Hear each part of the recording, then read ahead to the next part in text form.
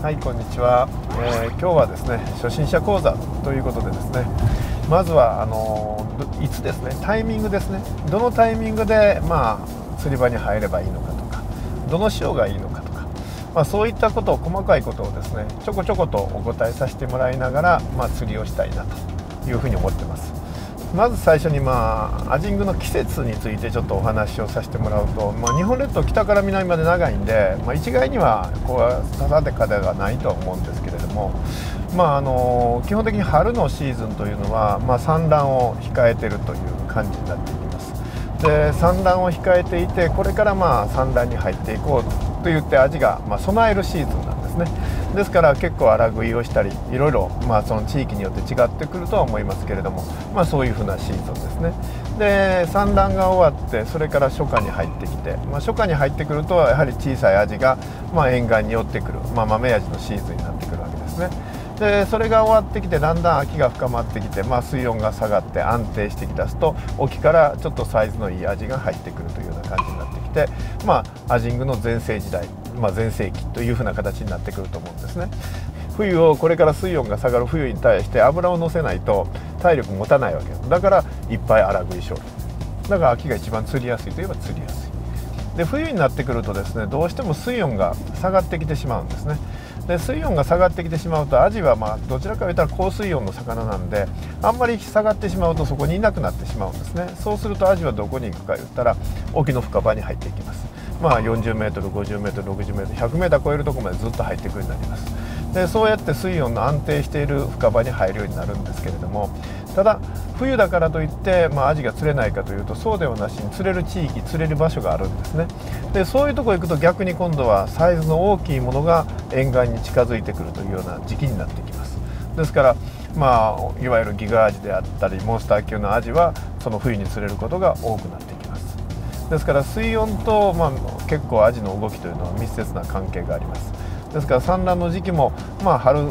産卵するというふうに申しましたけど、夏産卵するところもあれば冬に産卵するところもあります。だから日本列島結構幅があるんで、その各々の皆さんの地域によってそれが違うと思うので、そこら辺はご自分でちょっと研究していただくといいかと思います。そのいつからもう少し突っ込んでですね、潮回りとか月回りの話を少ししますとですね、皆さんは大潮というのが非常に潮が動くと思っておられる場合が多いと思うんですね。確かに大潮というのは干満の差が一番ある潮なんですね。というから高いところから低いところに水は流れるわけですから、当然潮が速くなるというのは明らかなことなんですね。ただしそれが沿岸も全てそうかというと、そういうわけではないんですね。我々のアジングというのはおかっぱりなんで沿岸でやることが多いわけですね。そうすると沖はものすごく潮は走るけれども、沿岸は潮が取られない、要するに沖の潮が強すぎて弾かれてしまうケースがあるんですね。意外と中潮よりも小潮、長潮、そういったところの方が潮が動くというケースもあるんですね。で、やっぱり干満の差が大きいということは、逆に言うと釣りにならない場所も多くなるということなんですね。どういうことかというと、潮が2メートルあるいは3メートル引いてしまいますと、もう干潮の時にはもう干上がってしまって場所がなくなる、釣り場がなくなるというケースも結構出てくるわけですね。で、そうするとやっぱりディープ、深いところを攻めなきゃいけなくなってくるというと、場所が限定されてしまうということもあるんですね。むしろその長潮であったり小潮であったり干満差が少ない時の方がポイントが、水があることが多いと。水がなければもう魚はいませんので、そういう意味で、潮回りの小さい時の方が僕らは好んでいくような形になります。で、大潮の時でもやっぱり大潮も2つあるんで、満月の時と新月の時、どちらがいいんや言ったら、明らかにこれは新月の方がいいわけですね。やっぱり上がりの効果という点でも新月の方が効果があるということになります。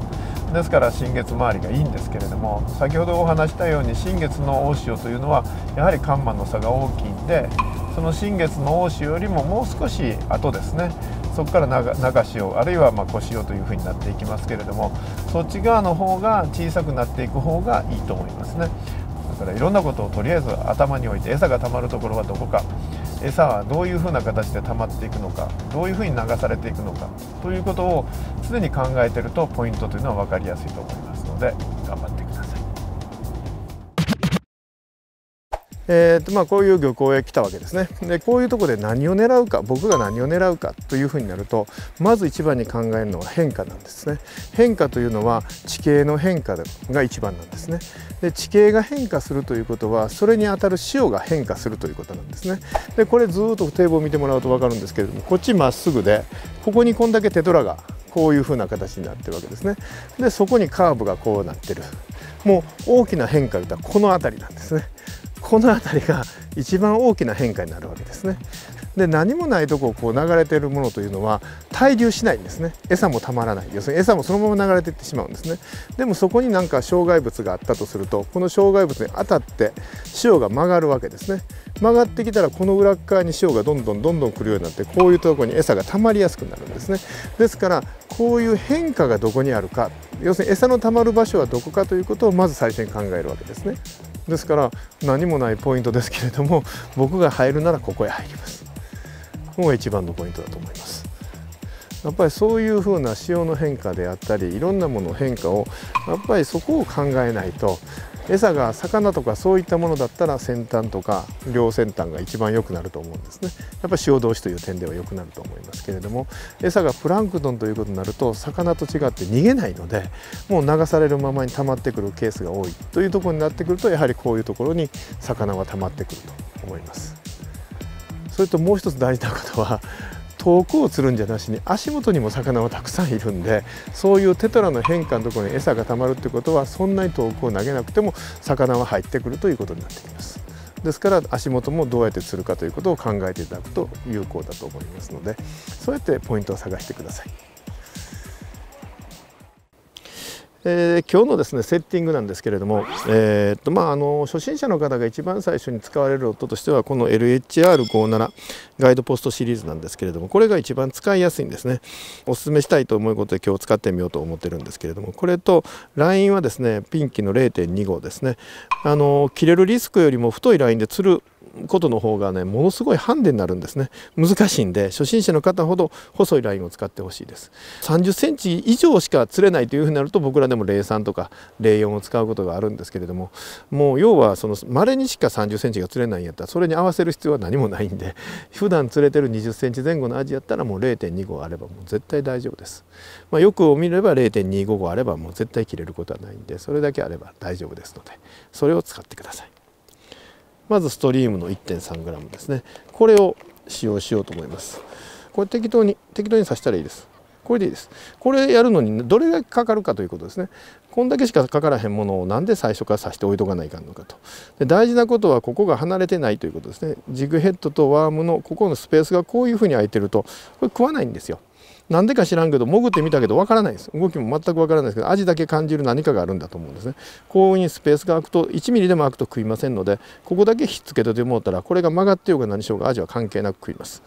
ですからこういうふうにさせていただければ結構です。で魚が餌の時と夜のプランクトンが餌の時では釣り方がちょっと違うんですね。何が違うんかやったらこのロッドの動かし方が変わります。で魚が餌の場合は目立たせるという意味では結構動かします。ガガガガッと動かします。で動かした後止めることです。ピタッと。で止めてやって食う間を与えてやるわけです。動いたばっかりと食いにくいんで、動いた後ピタッと止めてやることによってそこにメリハリがついて魚が食べてくれます。これがマズメ時の大概のアクションですね。要するに目立たせてれば魚が逃げてるような感じが演出できるので、それで食うわけですね。ですからこれを繰り返しやってくるわけです。夜の場合はプランクトンが餌になっているものですから、プランクトン逃げないんですね。そのプランクトンの中に長くあるものに対してこれは何だと思って食うだけですから、どちらか言ったらプランクトンの中に止めてやりたいんです。ですからシェイクもこんな感じです。ちょんちょんで、あとじーっとこれぐらいのスピードでゆっくりやってきます。もう昼と夜全然動かし方が違ってくるんですね。でこういうふうにやってきて、ここまで来て上がらないようだったらまたここでシェイクします。でこうやってゆっくりやります。こういうふうにすることによってより長くレンジキープをすることができるんです。これは扇状に落ちるものを上に視点を上げてやることによって水平に移動させてるだけなんですね。今言うてるのはこういうふうにテンションホールかけるとこう斜めに下がるんですね。その下がるものを下がるスピードで上にこれを上げてやるとこういうふうにまっすぐ横に来るわけです。これが大事なんです。分かりますか？これを上げてやるとこういうふうにくるんです。これをやってほしいんですね。夜になりましたね。で夜というのはですね、この街灯があるわけですね。堤防に街灯がある、港に街灯がある、その街灯を目指して釣りに行くわけですね。それはなぜかと言いますとですね、アジ自体も街灯による明かりによる効果、明かりによる習性というものがあるんですけれども、そこにまたプランクトンもまた明かりに寄ってくるという習性があります。でそういったためですね、やはりその明かりというものが一つのキーになるわけですね。で月が出たりなんかすると、その明かりが、その明暗というものがはっきり出なくなってしまうんです。要するに明かりの効果がなくなるわけですね。全体が明るくなってしまうから。だから満月周りというのはあんまり良くないというのはそういうことなんですね。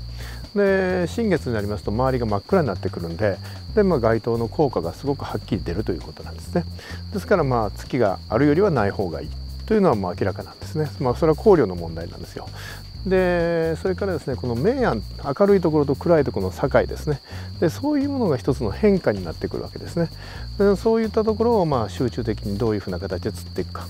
でまたその明かりの中にあるプランクトンも潮の流れとか風によって潮目というところに溜まっていくわけですね。で当然アジはそのアジのプランクトン濃度の濃いところが入ればたくさん餌がいっぺんに食べれるわけですから、そういったところに入ってくるようですね。だからこの明かりの中でもそういうふうな変化のある場所を見つけていくということが結構重要なんですね。だからそれをジグヘッドの重さの変化とかそういったもので探っていくような形になります。ですから必然的に緩い流れでも流れないといけないし、できるだけ長時間そこに置きたいということもあって、ジグヘッドは夕方の釣りよりも軽いものから始まるという形ですね。ですから僕は今日 0.8g ですね、これから始めてみようかなと思ってます。ストリームヘッドの 0.8g ですね。これでダメなら 0.5 あるいは 0.3 まで軽くはしていきます。とりあえずこれで始めてみたいなと思います。で今カウント5、表層ですね。表層からちょっと始めてます。上におるのか下におるのか、そんなに浅いポイントなんでわからないんですけれども、とりあえずこれで方向的に今明かりが、この辺りずっとついてるんで、その辺をいろいろ方向を変えて探ってます。で潮の流れは今ほとんどないような感じですね。潮が流れておれば潮紙に投げるんですけれども、潮が全く流れてない状況なんで投げる方向を変えていきます。向かうですね。魚がおれば何らかの反応が返ってくるはずなんですね。今ちっちゃいあたりがありますね。多分豆のあたりですね。豆といえどもアジがおるわけですから、餌が溜まっているという根拠にはなるわけですね。でこうやってやってる時にですね、ちょっと若干潮が重なったり軽なったりするわけですね。で今ちょっとこの辺が潮が重いんですね。なんか潮の重さを感じるけど、ここに魚がおるやと思うんですね。おるですね。だからそういうちょっとした違いなんですけど、そういった違いで答えが出てきます。よいしょ。ちょっとしたもうそういう潮の変化とかそういったところでプランクトンがたまるんで入ってくるという感じですね。もうこれずれてきたね。スカスカになってきた。さっきまで重かったのにもう少しこっちにずれたんかもわからん。一度釣れたから言って同じところでずっとやってたらこの釣りはダメなんですよ。なぜならば風が止まっただけでもポイントが変わってしまったりするんです。で風が吹いてきただけでも動いてしまうんです。ですからそういったところを考えながら常に新しいレンジといいますか、新しい深さであったり新しい場所であったり、そういうところを釣っていかなきゃいけないんですね。さっきはゆっくりじーっとジグヘッドの重さを感じながら上へ持ち上げて水平に動かしている時に重さが変わったんですね。潮の重さが今軽いんです。ここだからいないことはないやろうけども数が少ない感じ。要は潮が緩んできたんで、潮が緩んできたというか潮が流れてないんですね。でその潮目がなくなってきたんで、もう長く見せようということです。0.5g ですね。ストリームヘッド 0.5。こうやってね探すのがね面白いんです。おるとこを探し持ってまあ、5のレンジをずっとやってるんですけど当たらないんでちょっと入れてみますね。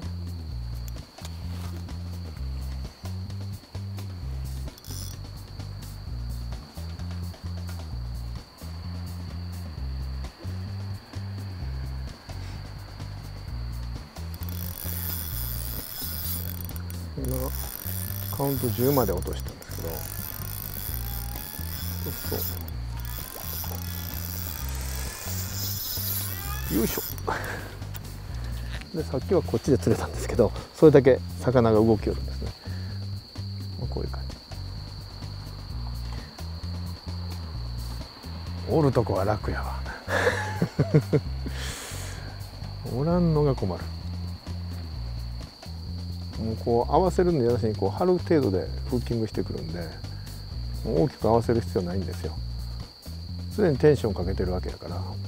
こういうふうにしてゴミがこう溜まったりなんかする、こういうね、これが潮目になってるんですよ。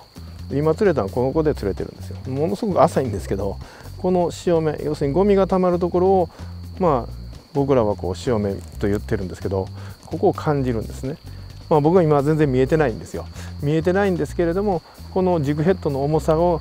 変化ですね。こっち側やった時は軽くこっちに来るんですけど、こっち側やった時はすごい抵抗が増してくるんです。 0.5g の重さが重くなってくるんですね。でやっぱりそういうところにアジはいます。要するにプランクトンはゴミと一緒なんで、ゴミのたまるところにいるわけですね。だからそこを釣っていくということが結構大事なんですよ。そういう重さの変化というのは知ろうと思わんかったら絶対感じないんですよ。だから常にそれを意識してやるということが大事で、意識してやったらそれ感じることができるんですね。あれここだけちょっとちゃうやんっていうところでじーっと待ってたらコンギで当たったりするんですね。でそれがたまらん快感になるんです。今もうここ池みたいになってるんで、潮の流れも何にもないところですわ。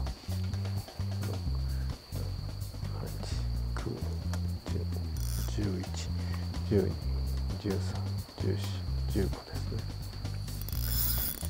ね。今カウント15まで落としたんです。もうだいぶ下の方ですね。沈んでますね。もう引かはりまんな。よいしょ。だからレンジを変えることによってこうやって釣れてくれるわけですね。カウント15ですね。ほんの微妙なところなんですけども、たったそれだけのレンジを変えるだけで釣れてくれるわけです。今着水して、これをスラックを取るわけですね、巻いてね。でここからカウントをずっと入れていきます。5、6、7、8、9、10、11、12、13、14、15ですね。15でこうちょんちょんやっていただいて、でそのままレンジをキープするわけですけど、ここのロッド操作がですね、ちょんちょんってやった後、これをゆっくりこう上にこう上げててもらったらいいんですね。0.5g ですから、これぐらいのスピードでレンジキープしていきます。だいたいこんなほとんどこう止めてるような感じでレンジキープしていきます。ちょっと若干風がまた吹いてきたんでちょっと変わってくるんですけど、風でラインが持ち上がって、それがこうやってふわふわふわふわ今しとる状況なんですよ。だからちょっとね安定してないんで、表層まで持ち上げられてしまってるんですね。ですから一回りこれをまた重くしないといけないんです。要するに風が吹く前は 0.5g で良かったんですけれども、ちょっと風が吹き出したんで、ここは 0.8g に戻してます。で風対策ということですね。わずかなことでね変わるんですよ。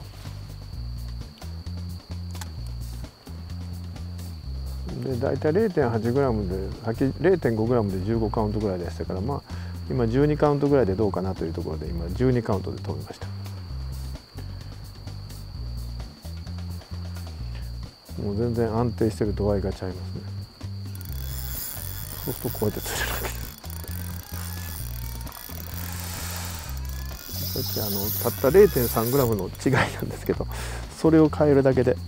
まあ 0.5g から 0.3g に 0.3g 足して 0.8g にしたんですね。それで風がこう持ち上げてくれるのを抑えてくれるような形で安定したわけですね。そしたらすぐ釣れてくれるわけです。要はこれがジグヘッドがこう同じとこをずっとキープできるかできないかでやっぱり釣れるか釣れないかが分かれるわけです。だから軽くすることだけは全て良いわけではなくて、若干重くしたりすることによって安定度が増すということですね。レンジキープされやすいということです。そこが大事です。今ちょっとこういろいろお見せしたんですけれども、どういうタイミングでどこへ投げてどういうふうな形をするとか、ジグヘッドの重さの変化であったり、そういったことで何がしたいかというと、要は魚のいるところにいかに長く置くかということがしたいだけなんですよ。ワームをそこにずっと置いていきたい。そのためにジグヘッドの重さを変えたり、状況ですね、風が吹いたり止んだりする状況に応じてそれを取り替えることによってそこが対処できるというところですね。それで魚を得ることができますので、その重要性が分かっていただけたかなというふうに思います。ですから皆さんもこといろいろ試行錯誤していただいて、重いものをやったり軽いものをやったり、そこら辺の投げる位置を変えてみたり深さを変えてみたり、そういうことを常にこう意識してやっていただくことが大事だと思いますので、よろしくお願いをいたします。頑張ってください。